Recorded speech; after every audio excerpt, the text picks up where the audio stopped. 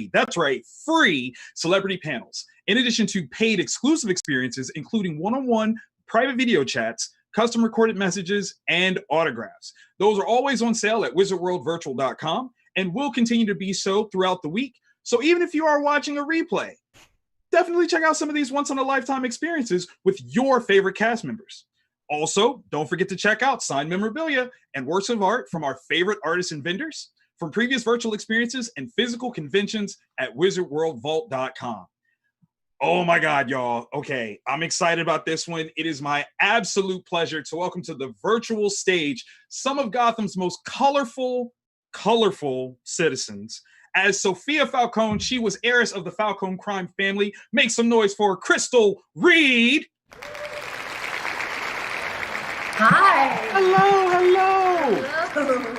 Echo was a Gotham original, as diabolical as she was loyal. Make some noise for Miss Francesca Root Dodson. Hi. Mario Falcone tried to dodge the weight of his family name, but to no avail. Make some noise for James Carpinello. Hey, how's it going? And last but not least, Professor Pig is one of the most malicious henchmen to ever menace the city. Make some noise for Michael Silveris. Hey, everybody. Hello. How's everybody doing today? So Great. good. Good. How are you? I'm good. You guys look alive and well, which is fantastic. Obviously, the show was a little bit different for you guys as characters, but how are you guys holding up in this quarantine lifestyle? Everybody speak at once. The most honest statement of silence I've ever seen. I think that pretty much covers it. It really does. It really does. I can't even be mad at anyone. Crystal, how are you doing specifically today? I'm good. I moved to New York a couple days ago, so it's been a weird whirlwind. But they just announced that anyone coming from California to New York now has to quarantine. So I just made it in time. Good job. But the energy here is really phenomenal, and I feel like New Yorkers are just kind of coming back to life, and it feels really great to be here. So I'm happy. Awesome. That's awesome. Yeah. Francesca, how about you? I mean, I don't know, just a day in the life, you know. I live in the middle of the woods, so mostly I'm living like the prairie life. I cook and I clean and I take care of my baby. So pretty much the exact opposite of what I was doing in Gotham. There's nothing wrong with that. Nothing wrong with that. James, how about you, sir? We've been holding up. I have 2 teenagers, so having kids at home with you all the time is challenging. Well said. Very poetic, politically correct. I like that. Hey, look, it's 1:00 in Los Angeles, and I'm not drinking yet because I have something to do today. So, as Crystal sips real long, I'm not even mad at you. That actually looks like some kind of fizzy wine, but it's not. Yeah. We're not testing anything. We're not questioning you. I'm not questioning anything. Michael, how about you? I've been good. I'm in New York now. I was up in the mountains for a little while, kind of in May, I guess, but I'm back in town, and I've just been keeping busy learning to actually feed myself instead of getting other people to do it. That's been an exciting new challenge. I learned the kitchen for something other than putting takeout things on the counter, apparently. Everyone needs to develop a new skill in this. So yeah. I totally appreciate that. Yeah. We've got people watching from Germany to Tennessee, Kansas to Romania. So we've got some questions that we're going to start rolling out to really kind of get you guys into it. First and foremost, were you guys fans of the show before you were on it? Michael, let's start with you. Awesome. Yeah, I knew Danny Cannon. I did his student graduation film from film school in England. So I'd known Danny for years. So I was so excited when he started making it in the first place. Awesome. In fact, I auditioned for the show like early on, like for the pilot, and it took me 5 years to weasel my way onto the show finally. You just needed the right role. The aim that's for what perfection. Danny said. Yeah. Right? I mean, Professor Pig always goes for perfection, so I'm with that. Exactly. Francesca, what about you? Were you a fan of the show? I mean, I honestly like live under a rock, so I didn't know about the show, but that doesn't have anything to do with the show. I don't really know about any shows, you know. So I just got to have a fresh and new experience. You know? Okay. The Falcone siblings. What do you guys got? You guys got some? I hadn't watched it myself, but then when I auditioned for the show, I was so blown away by the.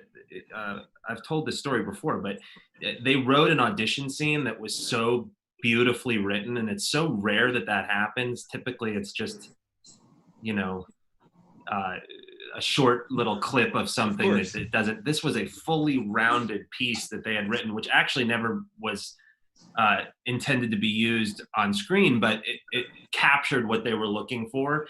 And I was like, man, that was so fun. I got to act today. What a great piece that they wrote for this audition. And then when I got it, obviously went back and watched it. I was just blown away visually. It's just such a spectacular show. I hadn't seen anything like that on television. So that's awesome. Crystal, what about you? Yeah, I remember reading the pilot actually when I auditioned for it, and I thought, man, this is going to be such a gorgeous show to watch visually. I mean, the Gotham City really is a character in and of itself, and I think that was a huge thing because I love New York. It was a huge thing for me to really see. And then when I started watching the show, I'm a huge DC fan, so I loved it as well. And I think the new take on the characters was something that was really interesting to me. So well written. And just the tone I was really in love with. Very well said. And actually, Crystal, Cara D. Zorel actually has a question for you, saying, what's it like to play two DC comic characters since you have such a love? Yeah, I mean, it's fun. It's crazy. Both of them are such strong, phenomenal women that I try to just douse with humanity. Nice. And it was easy because I had a lot of really great references to go back to. I mean, for Swamp Thing, there's Alan Moore's run, which was awesome. And then Sophia Falcone, I don't know if you've seen her comic book version, but yes, she's brutal. She is. She's brutal. But I got to play something completely different and justify her murder spree and all that, and which was quite fun for me. But I think DC has been, it feels like family at this point. So it's nice. Confession time. Raise your hand if you are a closeted nerd and you were into gaming, video games, or comics growing up. Okay. Yeah. Oh, look, James trying to play cool. Okay, I see you. I see you. Sure. Okay, so Brandy Wright has a question. Do any of you want to play another comic or sci-fi character in the future?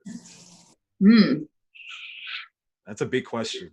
It is. Yeah, because I'm definitely going to follow it up with which one. So let's put you on the spot. We'll start with James. And which possible comic book or sci-fi character would you like to play? You know what? I honestly wasn't a comic book fan as a kid at all. So I now having kids who are into comic books, and both of them are obsessed with the comic book movies, obviously. What would I want to play? I mean, the honest answer that comes to mind is if it were in like the Marvel universe. I did the Punisher before Marvel had John and had its the big Avengers resurgence. Right. And that was really, really fun. That was a super, that's a dark character and a dark piece. So something along those lines, I guess. And as I was going to say, the honest answer is anyone they would hire me for at this point, because they're so hugely successful. That's fair. That's definitely fair. I'm with you on that one. If they were like, hey, we want you to play Thug number 6, and I'm like, I'm doing it. I get it. 100%. Francesca, what about you? I mean, honestly, growing up, I loved Batman and then X-Men, and so that was the world that I was in. I mean, but I have to say that, like, Echo, the character I played, we got to flirt with Harley Quinn, but I do feel like for me that was kind of the most perfect marriage. So I would love to just play, not have to pretend and change and do all that stuff, just to play Harley Quinn. And I'm like, or I love Catwoman, but I feel like Michelle Pfeiffer like can never be topped. That is fair. I would never even try, but yeah, for me, Batman has always been the be all end all because I need the dark. You know what I mean? I need the gothic. So I'm not a Marvel. Not a Marvel. That's fair. That's fair. No, we're DC friendly here. And actually Joker has a new love interest named Punchline that maybe could be a good antagonist against a Harley Quinn. So yeah, I've heard there's a lot of, I like follow a lot of the fans and their opinions. So right. It's a real mixed bag, but maybe she'll come into her own, So. Sounds good. Michael, what about you? Well, I kind of have a toe in the Marvel universe from Ant-Man and the Wasp, in which I played Elias Starr, who in the comics eventually becomes Egghead. Yes. So I would love for that to actually happen. Let's since just send the that seed's up to been the Disney planted. gods right now. So that would be pretty fun. Awesome. Chris, do you have another one that you would want to play? I want to play anything with prosthetics. I honestly I am always surrounded by. I'm always in projects where everyone else gets to have fun and literally become someone else. And I'm always the grounded character. And I come from theater, so I like costumes and being able to physically morph like Michael. Like you say that until you're in a makeup chair. Yeah, exactly. Yeah. I'll do it. Talk to us. It's all later. Awesome from afar. That's the way that works. Yes, I'll do it. I would do it a million times over. That's I'll do awesome. it for 2 weeks. That's all. There you go. Solid two. Brian Mayer wants to know, what was the scariest or hardest part of working on Gotham? Let's see. Who can we start with? Go ahead, James. So all the way back to, I'm trying to think where the first time I saw him, but John Doman is just such an amazing actor. And obviously knowing him from television well before Gotham, and then when I started watching Gotham when I got the job, that was scary to me because he's so scary on screen. He's such a lovely guy. He could not be nicer. But that first day when I was working with him, I was like, ooh, had that little tickle. Like, yeah. But other than that went away in like 20 seconds because he's lovely. But get that initial though. That was a little scary. He's a tough cookie. Michael, what about you?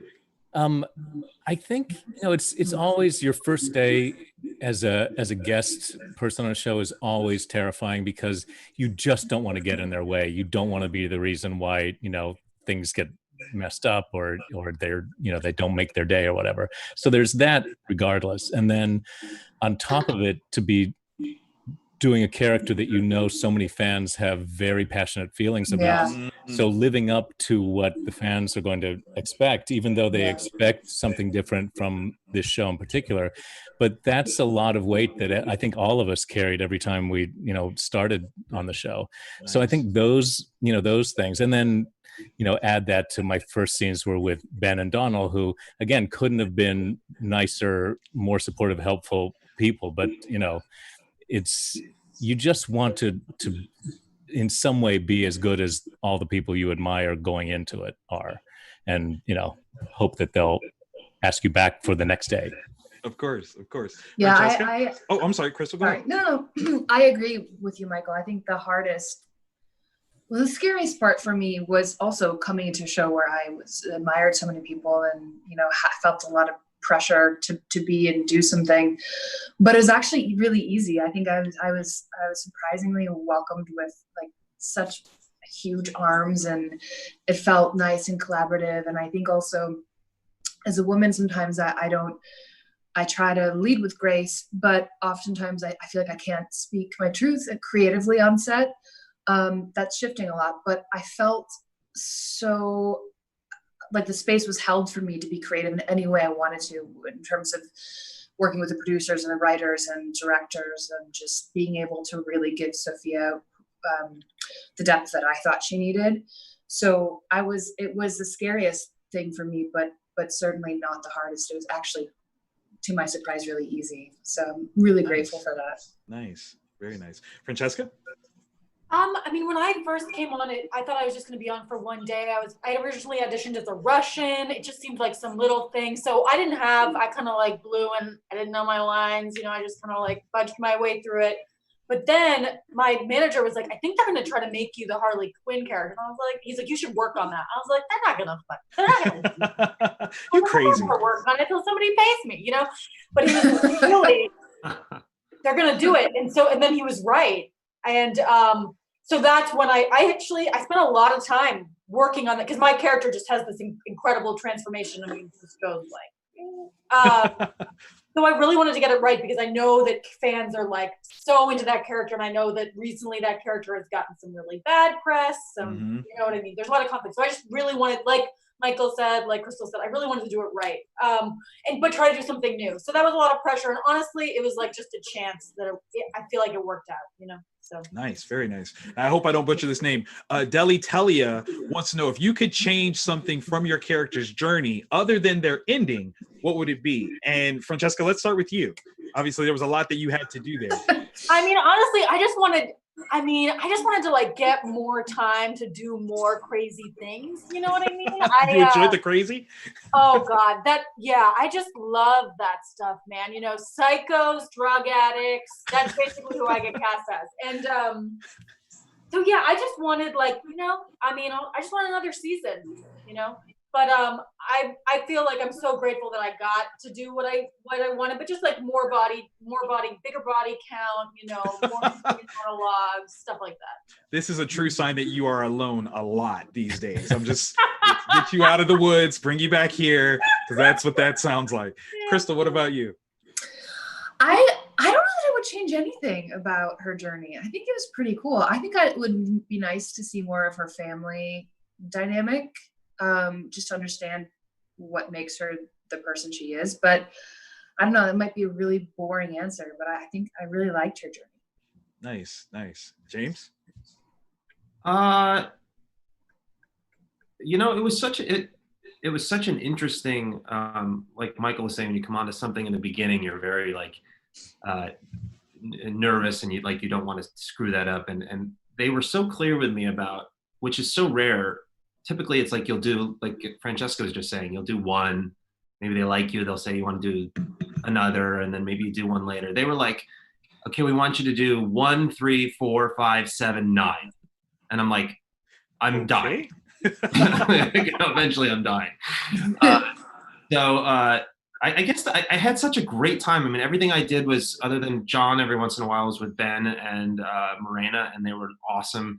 I've known Morena through sort of Joss Whedon world with my wife, so we sort of had a little, familiarity before we started.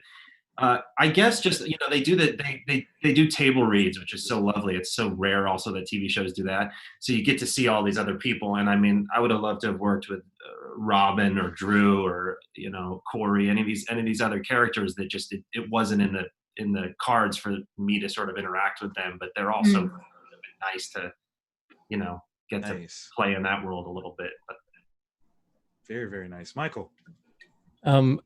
I would kind of echo that. I think I don't think there's anything that I would change. I would just sort of want to add to it. The whole Dollatron world of Professor Pig was something that I think a lot of the fans were hoping to see, or curious to see if that was going to be a part of it.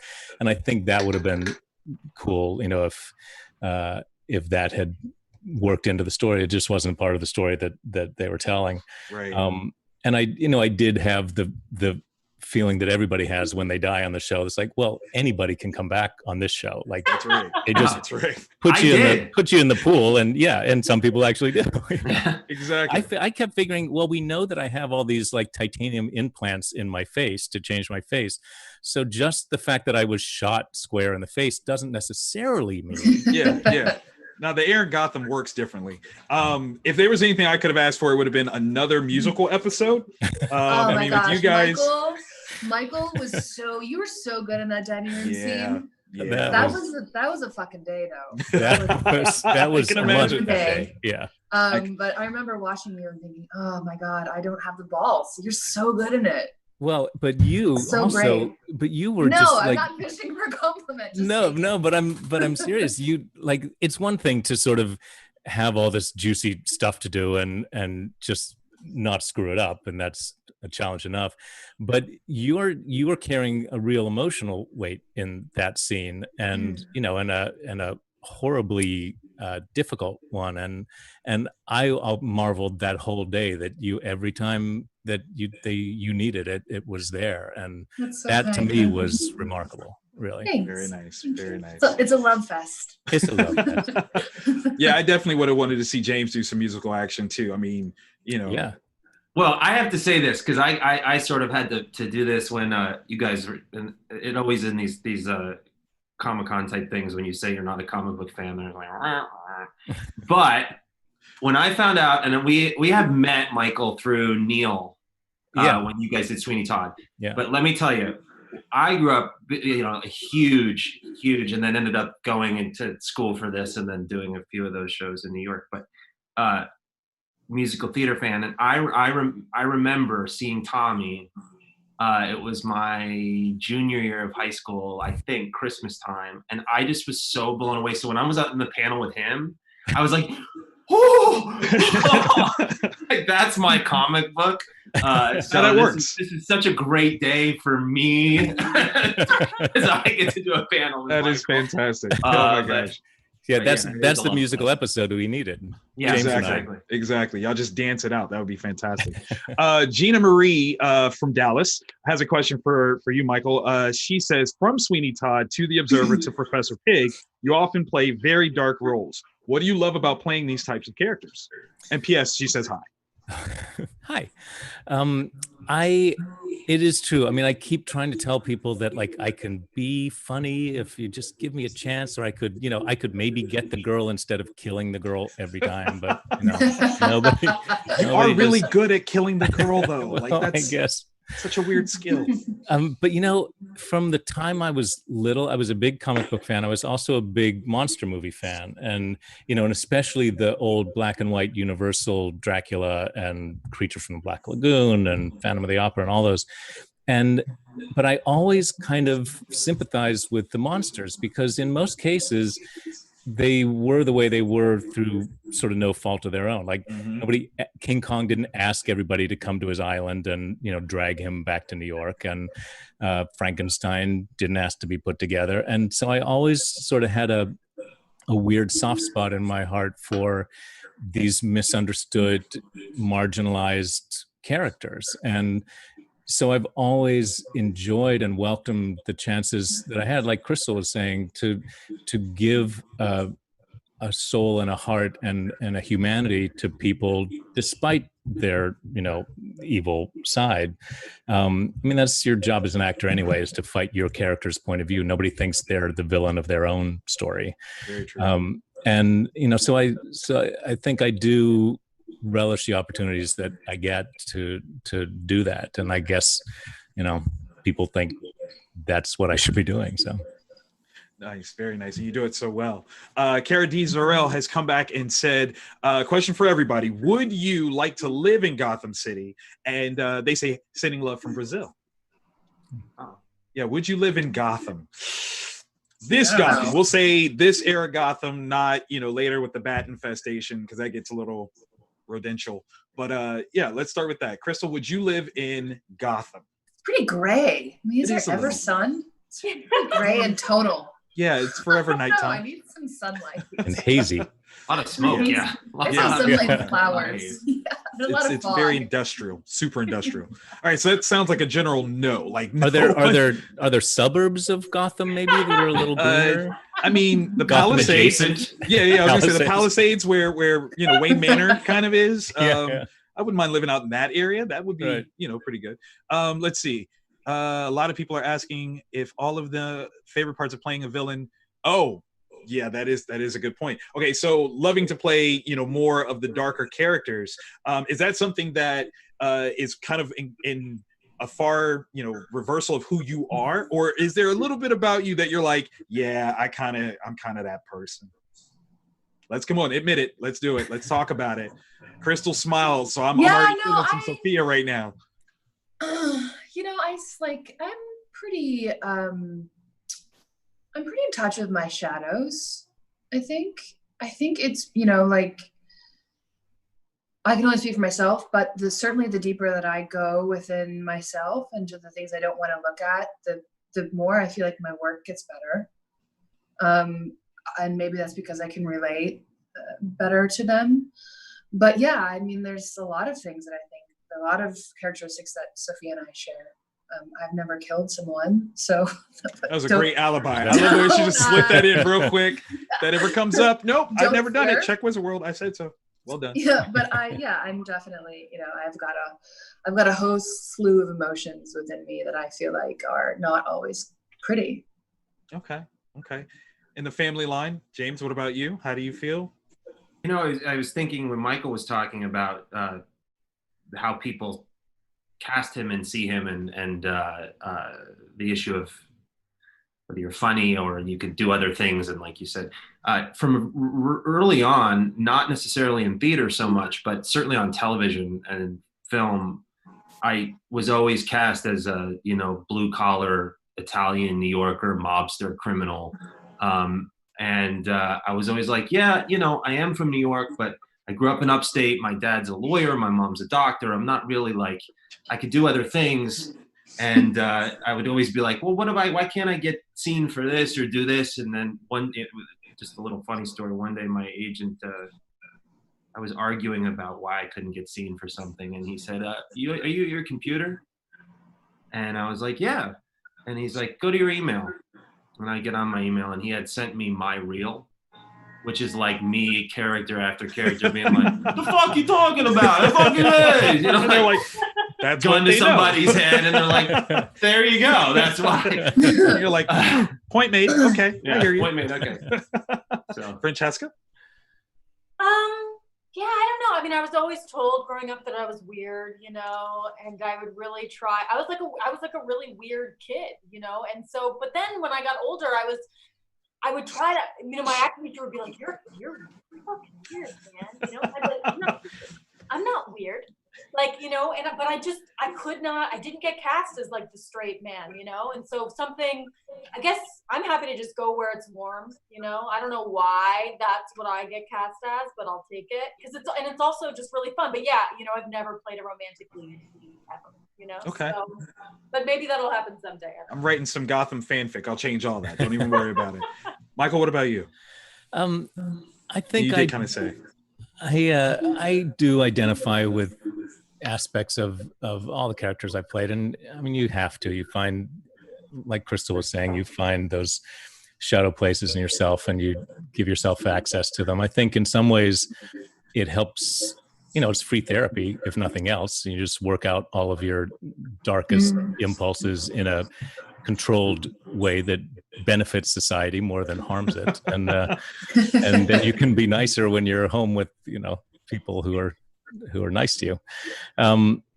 So I think, and I guess maybe I have for some reason a tendency to connect with those kinds of people in life when I meet them, and those parts of myself too. So when the character kind of comes along that matches those things, it does make it easier.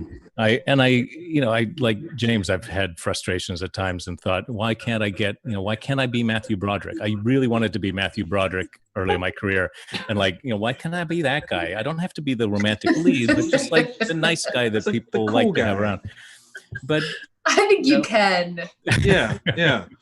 Never say never. This is just a point in time, not the end at all.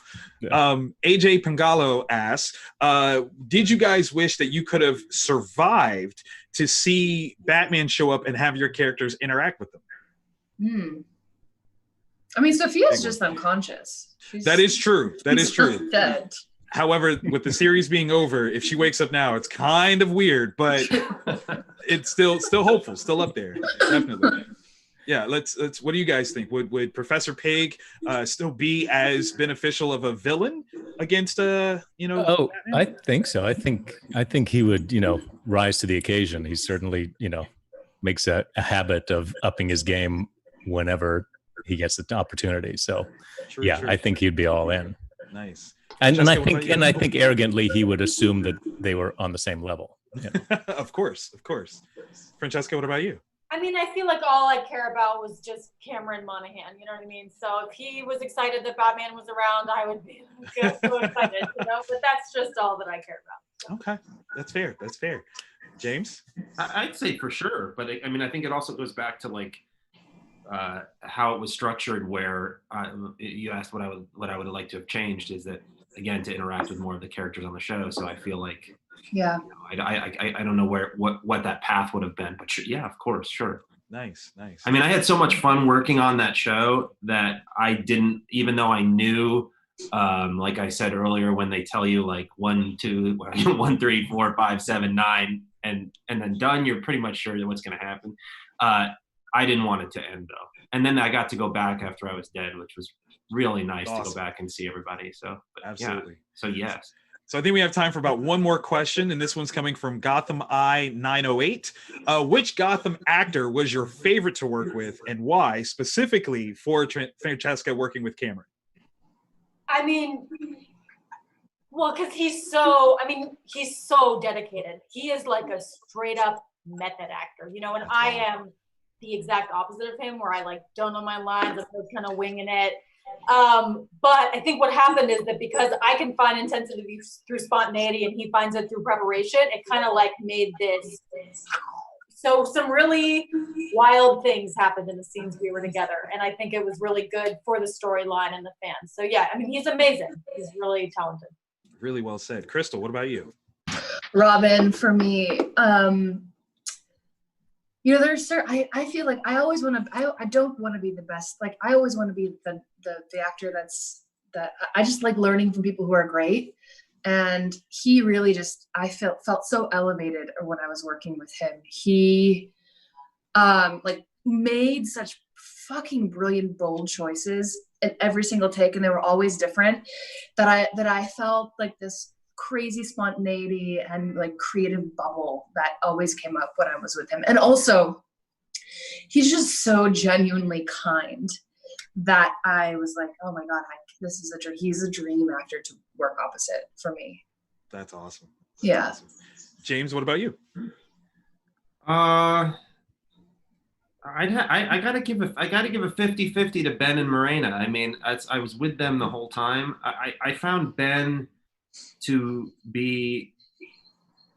deal with the amount of work he had to do and how present he needed to be at all times. Very, very inspiring. Sometimes number one gets a little crazy in those situations, and I thought he was really, I really loved working with him. And Morena is she's spectacular. I mean, John Dolman. I'm going 33. I'm not giving any solid answers. Splitting the love. I mean, wait, let me go 25. 20. Did I get 4 of those in there? Yeah. Benedict Samuel was incredible to watch when he filmed that stuff. He, as the Mad Hatter or whatever, he was unbelievable to watch. Nice. Very nice. So, and Michael? Well, I would probably go 50-50 between Ben and Robin. You know, Ben for the leader, quarterback, and he was on that first day, like we were talking about. He was so supportive and made me feel so welcome and so at ease. And he's such a grounded human and actor that it made a lot of those scenes so much easier and made my entrance into the show so much easier. And then Robin, for all of the reasons that Crystal was describing, is just an inspiration. And, I had to have funny voices and beards and a pig mask to even begin to compete with what he was doing with like a little prosthetic nose. And that was about it. Nice. That's awesome.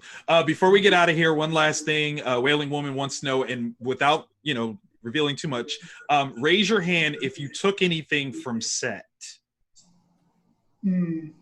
Okay. All right. We won't discuss what they were. That'll be something for another time. No, I just remembered. He just remembered, like, and I still have it. Someone's going to wear something today because they took it from set. That is absolutely going to happen. I want to thank you guys so very much for joining us. Look at it's the tie. Do you wear that in public? Huh? Do you wear that in public? No, just around the house. Okay. That might make it creepier. I'm not even, I don't know. Yeah, I don't know. We're gonna have to figure that out. But thank you guys so very much for joining us. I hope everyone that's watching at home had a phenomenal time. Let's give some love to these wonderful, wonderful actors because you guys are fantastic fan faves, and we enjoyed spending all this time with you. So to Thanks, Crystal, guys. Francesca, James, Thanks, Victor. Michael, thanks you guys Victor. so very much. Till next time. We'll see you guys later. Enjoy. And Bye. for you guys, please don't forget, to the fans watching live or watching later on Twitch, Facebook, and YouTube, check out these paid exclusive experiences like one-on-one private video chats, autographs, and custom video recorded messages at wizardworldvirtual.com. You guys can actually get all these things right now, and you can actually have until Friday, which is 6/26 at midnight, to sign up for some private video chats with these wonderful guys. So one more time, thank you guys for joining us. You guys were fantastic, and we can't wait to see you again. Much Thanks. love to you guys. Bye. I Stay safe.